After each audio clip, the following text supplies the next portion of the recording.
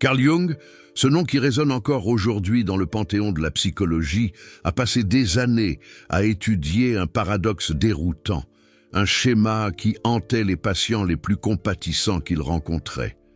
Un motif qui se répétait avec une précision presque troublante. Les personnes les plus bienveillantes, les plus empathiques, celles qui étaient les plus disposées à aider, étaient invariablement celles qui attiraient les relations les plus destructrices. C'était un cycle implacable, une tragédie silencieuse, et ce n'était pas une simple coïncidence.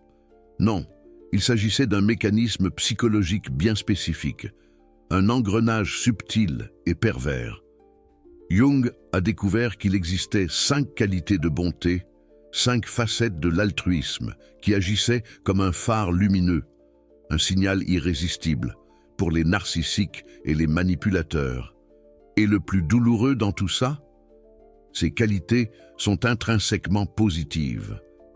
Ce sont des traits de caractère admirables en soi, mais lorsqu'elles existent sans un composant crucial, sans une ancre, que Jung avait identifiée avec une clarté implacable, elles se transforment en vulnérabilité, en failles béantes, que les prédateurs émotionnels n'hésitent pas à exploiter. Vous êtes-vous déjà demandé pourquoi moi, qui essaie toujours de faire le bien, je finis toujours par tomber sur des personnes qui me font du mal? Pourquoi ma bonté semble se retourner contre moi? Dois-je me résoudre à devenir froid, cynique, pour me protéger? La réponse de Jung, la réponse que nous allons explorer ensemble, pourrait bien vous libérer de ce cycle infernal, parce qu'il ne s'agit pas de devenir moins bon, moins généreux.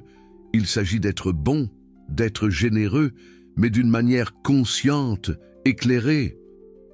Et tout commence en comprenant ce que Jung appelait la bonté enracinée, par opposition à la bonté flottante.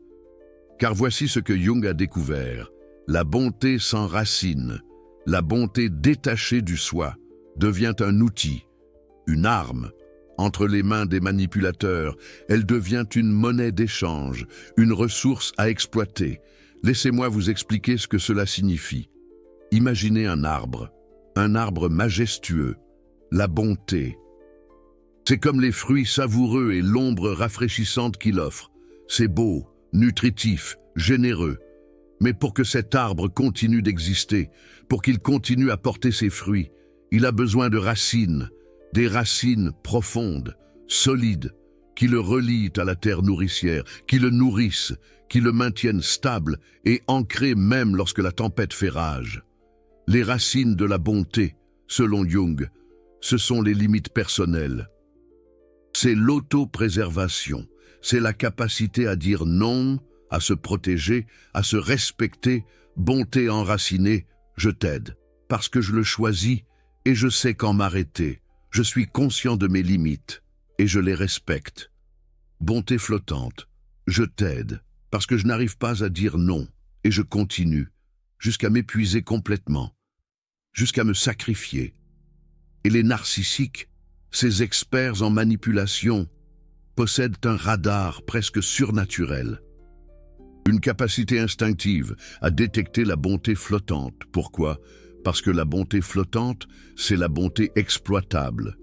C'est la générosité sans protection.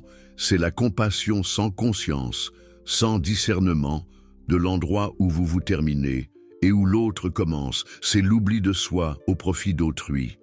Et Jung a identifié avec une précision chirurgicale les 5 traits de bonté qui, lorsqu'ils sont flottants, lorsqu'ils sont déracinés, se transforment en véritables aimants, en invitations ouvertes pour les personnes toxiques. Nous allons examiner chacun de ces traits en détail. Et plus important encore, nous allons voir comment enraciner chaque qualité, comment la renforcer, pour qu'elle continue à être belle, pour qu'elle continue à rayonner, mais qu'elle cesse d'être une vulnérabilité, qu'elle cesse d'attirer les prédateurs. Trait numéro 1. L'empathie sans filtre. Vous ressentez les émotions des autres, comme si elles étaient les vôtres. Lorsque quelqu'un est triste, vous devenez triste. Lorsque quelqu'un est anxieux, vous absorbez son anxiété, comme une éponge. Et c'est À première vue, une qualité magnifique. C'est le signe d'un cœur ouvert, d'une sensibilité émotionnelle profonde. C'est la capacité à se connecter aux autres, à partager leur joie et leur peine. Mais Jung mettait en garde. L'empathie sans filtre. C'est comme avoir une maison sans porte. Tout entre sans distinction, le bon et le destructeur, le positif et le toxique. Les narcissiques, ces experts en manipulation, détectent cela instantanément.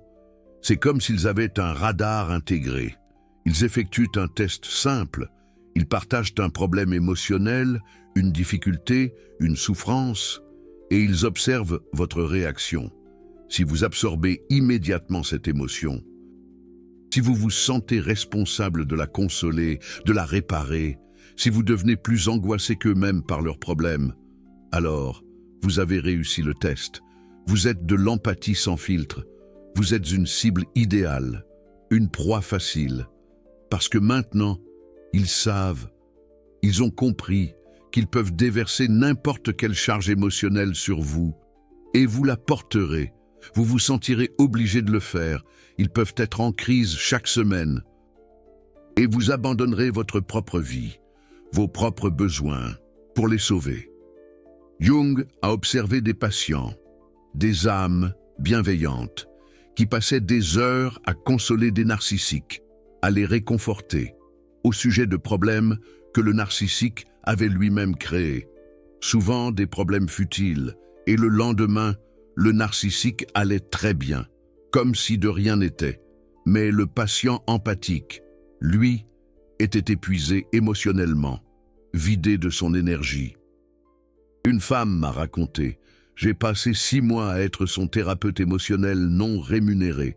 Chaque soir, c'était une nouvelle crise et j'absorbais tout, je ressentais tout, jusqu'à ce que je réalise qu'il n'essayait jamais vraiment de résoudre ses problèmes.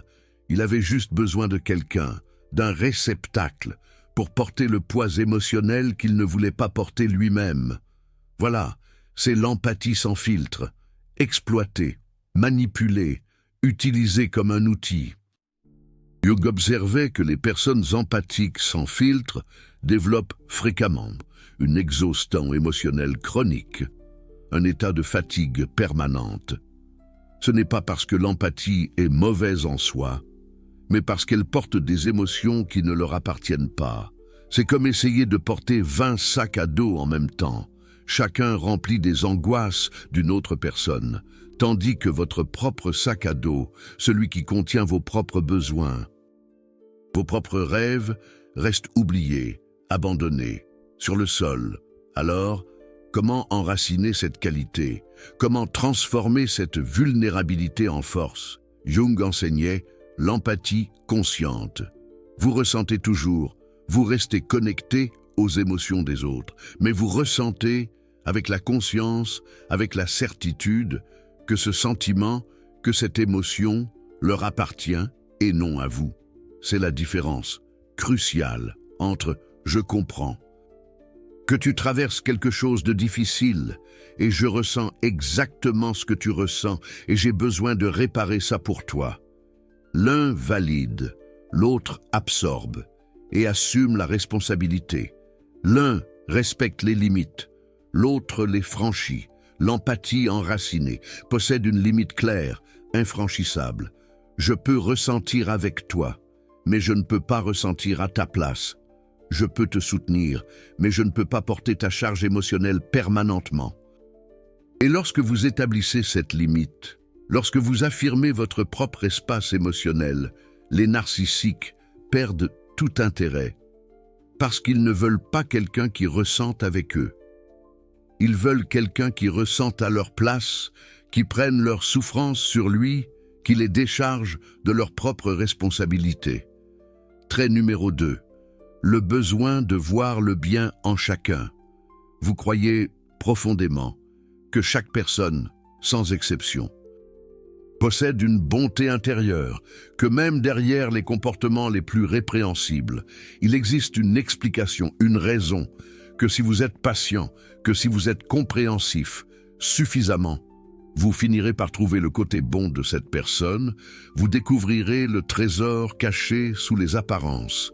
Et encore une fois, cela vient d'un endroit magnifique, l'optimisme, la foi en l'humanité, l'espoir, la croyance en la perfectibilité de l'être humain. Mais Jung mettait en garde, lorsque vous avez besoin de voir le bien, même face à des preuves accablantes du contraire, lorsque vous vous accrochez à cette croyance, malgré les faits, vous êtes en train de nier la réalité, de vous aveugler volontairement pour protéger une croyance, une illusion, et les narcissiques exploitent cela impitoyablement, sans scrupule. Ils vous donnent, de temps en temps, des miettes de bonté, des fragments d'humanité, un moment de vulnérabilité, un geste câlin aux os, après des semaines, voire des mois, de traitement injuste, une excuse éloquente, après un comportement abusif, une promesse de changement, et vous vous accrochez à ces moments, désespérément, comme à une preuve irréfutable que, au fond, il est bon, qu'elle est bonne, que cette personne mérite une seconde chance, voire une troisième ou une quatrième. Jung observait que les narcissiques savent exactement quelle quantité de bien montrer, à quel moment précis, pour maintenir quelqu'un ainsi prisonnier, dans cet espoir illusoire. C'est calculé, c'est stratégique, c'est un jeu pervers. Un homme m'a raconté, chaque fois que j'étais prêt à partir, à mettre fin à la relation, elle faisait quelque chose d'incroyablement doux, un geste, une parole, et je pensais, tu vois, elle a un cœur bon, je dois juste être plus patient, je dois lui donner une autre chance. Il m'a fallu 3 ans, pour réaliser que ces moments, ces gestes étaient des appâts, des leurres, et je mordais à chaque fois. Voilà, c'est le besoin de voir le bien, exploité, manipulé, transformé en une arme contre vous-même. Jung avait un terme, une expression pour décrire ce phénomène, l'aveuglement sélectif compatissant. Vous voyez ce que vous voulez voir, vous sélectionnez les informations. Vous choisissez de ne retenir que les aspects positifs, parce que voir la vérité complète, la réalité dans toute sa crudité, serait trop douloureux, insupportable. Ce serait admettre que vous avez investi du temps, de l'énergie, de l'amour, dans quelqu'un qui n'a aucune intention de changer, qui ne vous respecte pas. Alors, vous vous accrochez, désespérément, à ces 5% de moments bons, et vous ignorez, vous niez, les 95% de comportements destructifs, toxiques, abusifs, et les narcissiques savent parfaitement comment vous maintenir, piéger, exactement dans ces 5%. Ils sont experts dans l'art de la manipulation, de l'illusion. Comment enraciner cette qualité? Comment garder l'espoir, sans se laisser aveugler par l'illusion? Jung enseignait croire au potentiel de bonté, croire que chaque être humain a la capacité de s'améliorer, de se transformer, mais accepter le comportement actuel, oui, peut-être. Que cette personne a la capacité d'être bonne, d'être généreuse, d'être aimante. Mais est-ce qu'elle est bonne maintenant? Est-ce qu'elle se comporte de manière respectueuse, cohérente envers vous? Sinon, si la réponse est non, alors son potentiel, ses promesses, ses excuses n'ont aucune importance. Le comportement actuel, les faits, sont votre seule vérité à affronter. La seule réalité sur laquelle vous pouvez baser vos décisions. La phrase. La formule que Jung utilisait était la suivante. Je crois à la transformation. Je crois que chacun a le pouvoir de changer, mais je ne suis pas obligé, je n'ai aucune obligation de rester, d'attendre, pendant que vous décidez, ou non, de vous transformer. C'est à vous de vous protéger, et quand vous cessez d'accorder un crédit illimité basé sur un potentiel imaginé, et que vous commencez à réagir au comportement réel, les narcissiques perdent leur appât. Ils n'ont plus de prise sur vous. Troisième caractéristique, tendance à donner une deuxième, une troisième, infinie chance. Vous croyez en la rédemption, vous croyez que les gens méritent des opportunités, qu'il est humain de se tromper et que pardonner libère, et tout cela est vrai dans des contextes sains. Mais Carl Jung a découvert quelque chose de crucial. Les narcissiques ne voient pas le fait de donner une autre chance comme de la générosité. Ils le voient comme une permission de répéter le comportement, parce que voici la différence essentielle. Une personne authentique qui fait une erreur, ressent un remords réel, change de comportement et ne répète pas le schéma.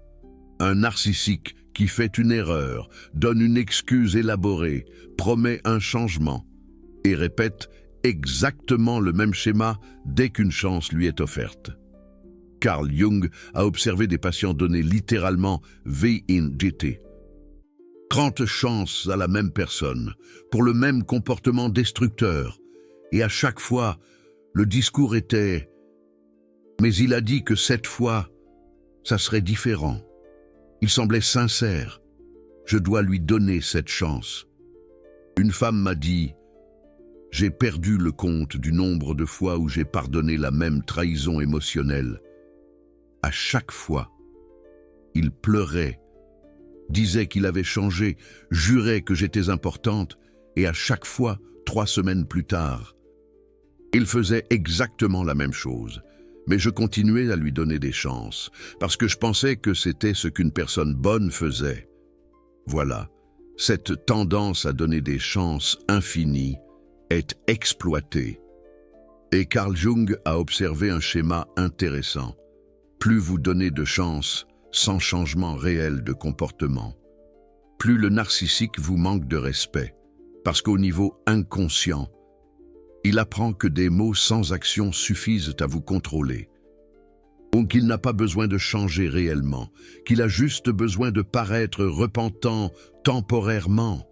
Et cela crée un cycle vicieux, où vous êtes en train d'entraîner la personne à vous manipuler de mieux en mieux. Comment enraciner cette qualité de bonté? Comment la préserver? Carl Jung enseignait « Les secondes chances doivent être basées sur un changement de comportement, pas sur la qualité de l'excuse. Vous pouvez pardonner internement pour votre propre paix.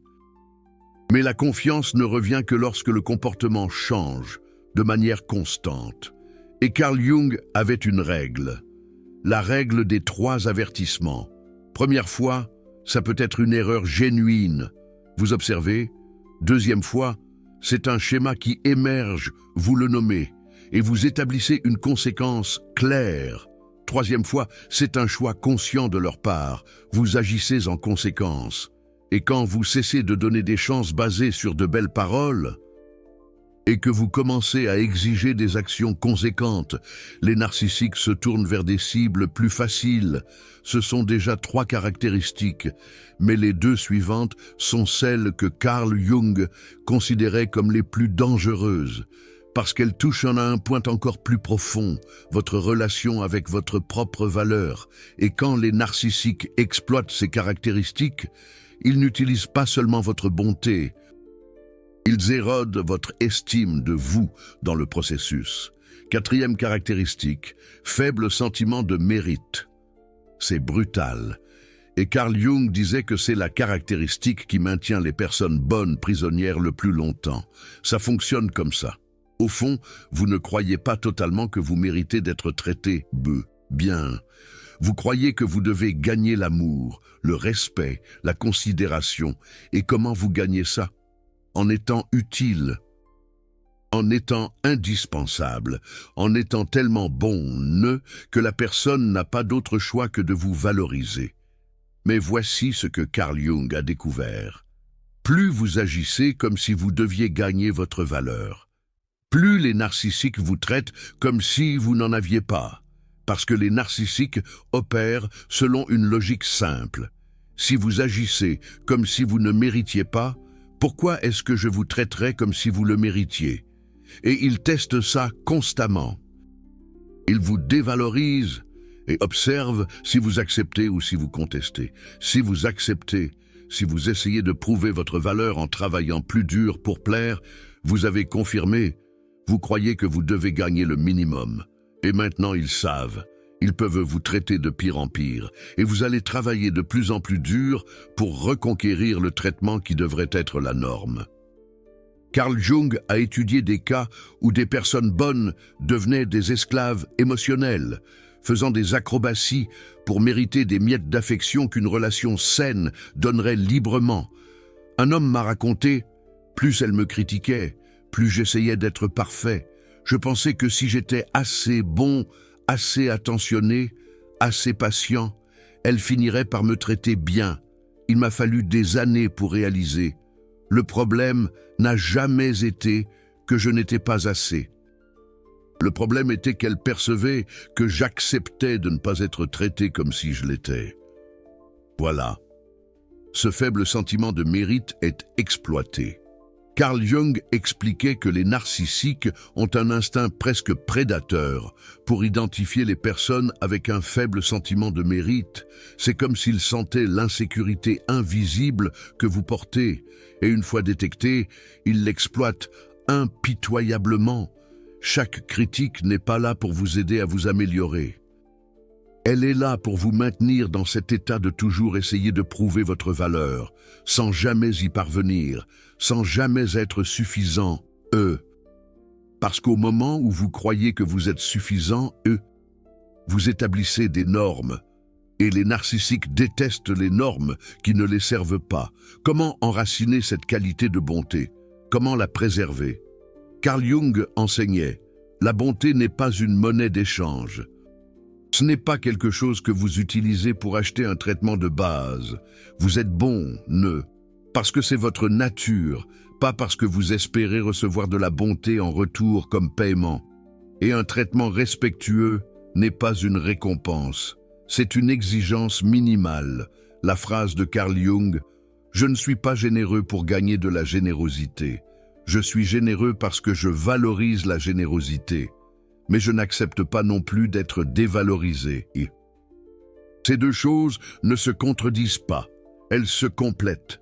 Et quand vous cessez d'utiliser la bonté comme monnaie pour acheter de la valeur, et que vous commencez à exprimer la bonté à partir d'un lieu d'autorespect solide, les narcissiques perdent leur levier. 5e caractéristique, la peur de décevoir. C'est la plus subtile et peut-être la plus puissante. Vous avez une peur profonde de décevoir les gens, d'être vu comme égoïste, insensible, non fiable. Alors vous dites oui quand vous voulez dire non, vous vous surchargez pour ne laisser personne tomber, vous priorisez les besoins des autres sur les vôtres parce que vous avez la terreur d'être perçu comme quelqu'un qui ne se soucie de rien. Et cette peur vient d'un endroit compréhensible. Vous êtes une personne de parole, vous prenez les engagements au sérieux, vous valorisez le fait d'être fiable. Mais Carl Jung a découvert, les narcissiques transforment cette peur en outil de contrôle. Ils créent des situations où vous devez choisir entre les décevoir, ou vous trahir vous-même. Et ils comptent sur le fait que vous allez toujours choisir de vous trahir vous-même. Exemple, vous avez une limite importante. Vous avez besoin de temps seul pour vous ressourcer. Vous communiquez ça. Réponse narcissique. Ah, je comprends. Tu préfères être seul plutôt qu'avec moi. Je pensais que tu m'aimais, mais je vois que je ne suis pas une priorité. Et soudain, votre limite raisonnable est devenue un signe d'égoïsme. Et vous, par peur de décevoir, vous abandonnez votre limite.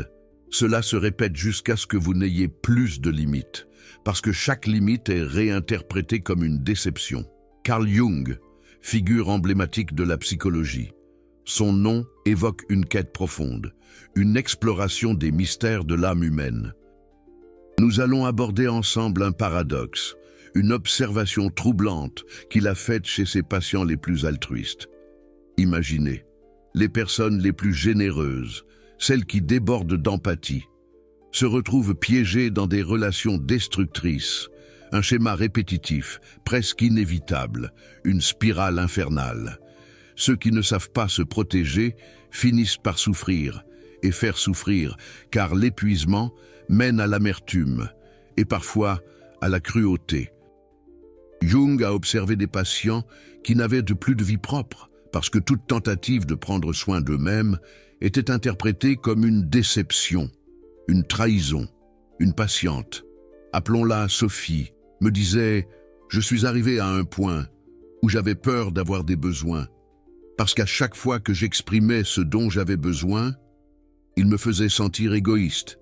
Alors, j'ai arrêté d'avoir des besoins, jusqu'à ce que je réalise que j'étais devenu invisible dans ma propre vie. C'est la peur de décevoir qui mène à l'exploitation. » Et Jung mettait en garde, c'est peut-être le trait le plus destructeur des 5, parce que quand vous avez tellement peur de décevoir, que vous abandonnez vos propres besoins, vous n'êtes plus dans une relation, vous êtes dans une servitude volontaire, et les narcissiques se réjouissent intérieurement quand ils trouvent quelqu'un comme ça, parce que maintenant, ils ont le contrôle total, sans avoir à négocier, sans avoir à considérer, sans avoir à donner en retour. Vous êtes devenu la personne qui dit toujours oui, qui s'adapte toujours, qui se sacrifie toujours. Et ça, ce n'est pas de l'amour, c'est de l'auto-annihilation. Comment enraciner cette qualité, cette bonté enracinée? Jung enseignait, il faut distinguer la déception légitime de la manipulation émotionnelle. Déception légitime.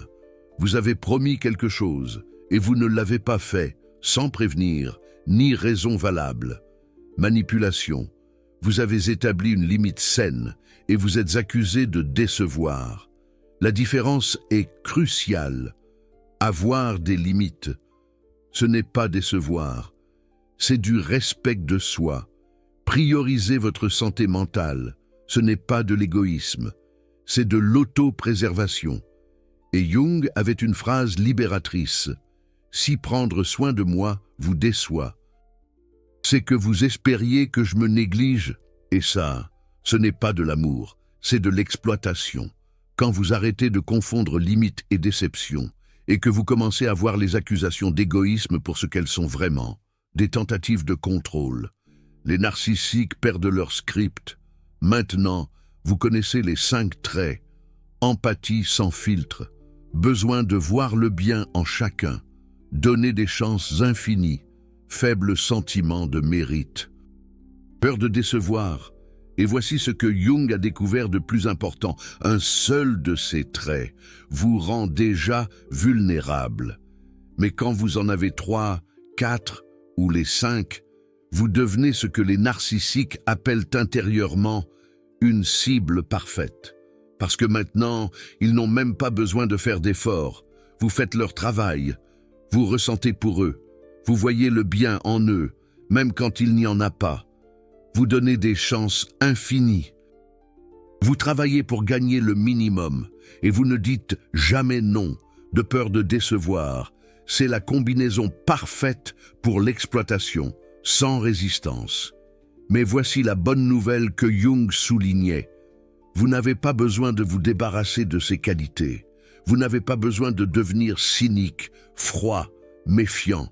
Vous avez juste besoin d'enraciner ces qualités dans le soi. Et Jung a développé un exercice spécifique qu'il appelait l'inventaire de la bonté consciente. Ça fonctionne comme ça. Vous prenez chacune des 5 qualités et vous vous demandez « Est-ce que je l'exprime de manière enracinée ou flottante? Empathie. Est-ce que je ressens avec les gens ou pour eux? Est-ce que je soutiens ou est-ce que je porte leur fardeau? Voir le bien. Est-ce que je crois au potentiel, mais j'accepte la réalité actuelle? Ou est-ce que je nie la réalité pour protéger ma croyance? Donner des chances. Est-ce que je donne une deuxième chance basée sur un changement de comportement ou sur la qualité de l'excuse? Mérite. Est-ce que je sais que je mérite un respect basique ou est-ce que je pense que je dois le gagner? Peur de décevoir. Est-ce que je différencie les limites saines de la déception réelle Ou est-ce que je me sens coupable de prendre soin de moi?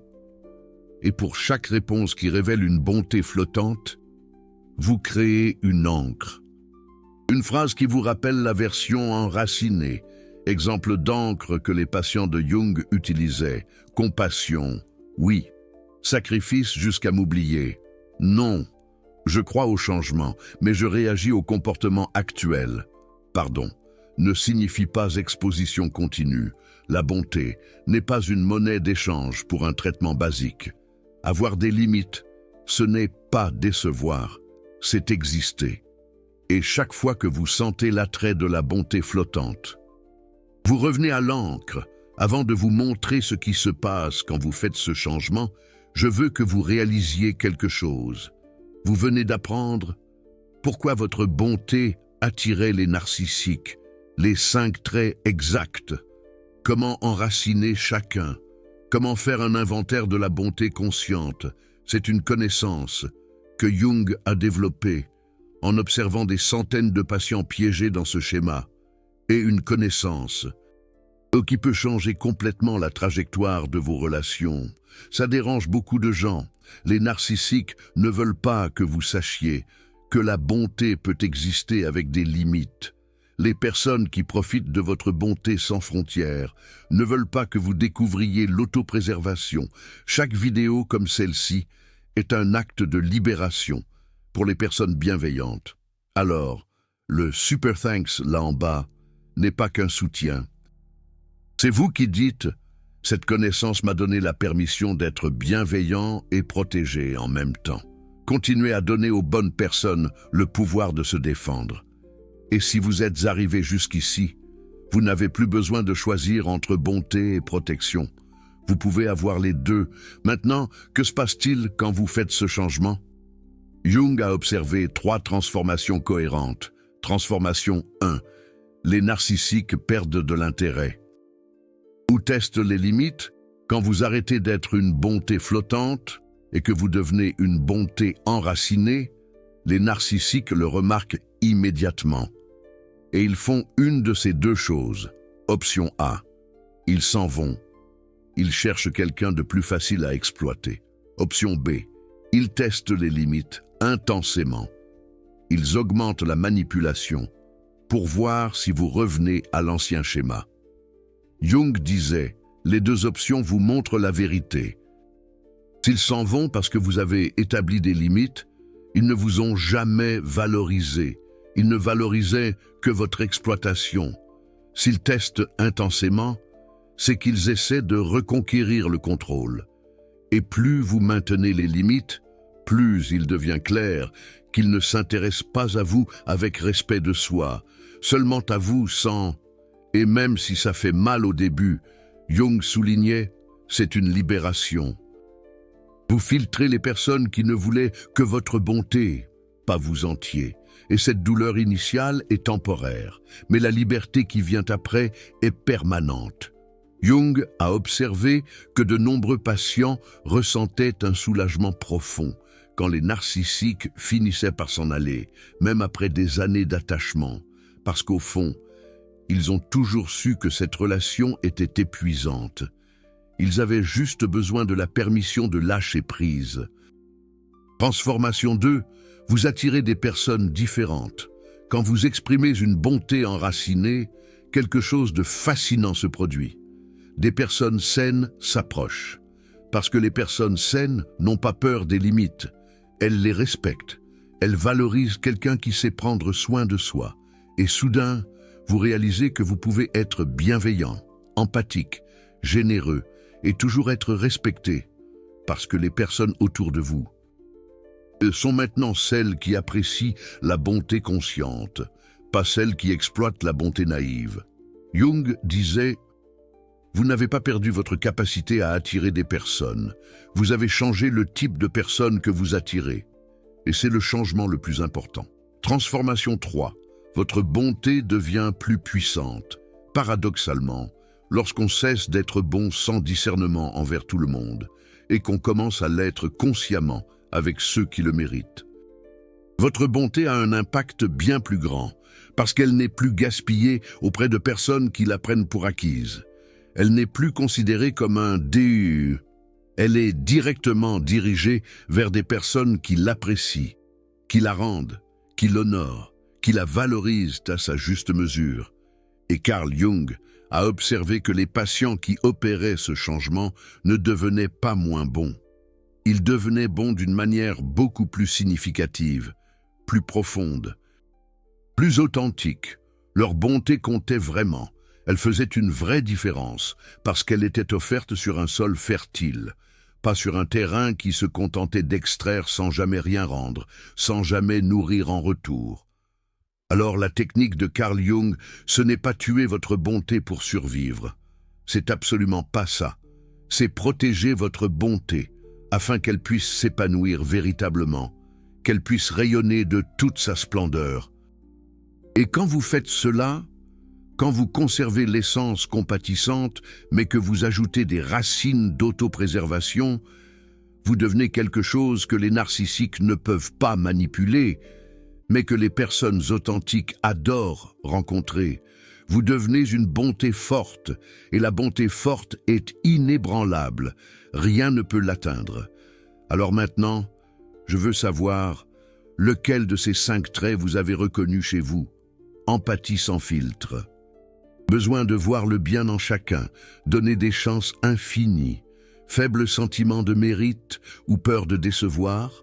Commentez le numéro 1, 2, 3, 4 ou 5, ou commentez tous les numéros si vous vous êtes reconnu dans chacun d'eux. Parce que lorsque vous nommez le schéma, vous brisez le sortilège, vous comprenez le mécanisme. Et lorsque vous partagez, vous aidez une autre personne naturellement bonne à se protéger également. Vous n'êtes pas seul là-dedans. Et votre bonté n'est pas une faiblesse. Elle ne l'a jamais été. Elle avait juste besoin de racines, profondes et solides, pour s'ancrer.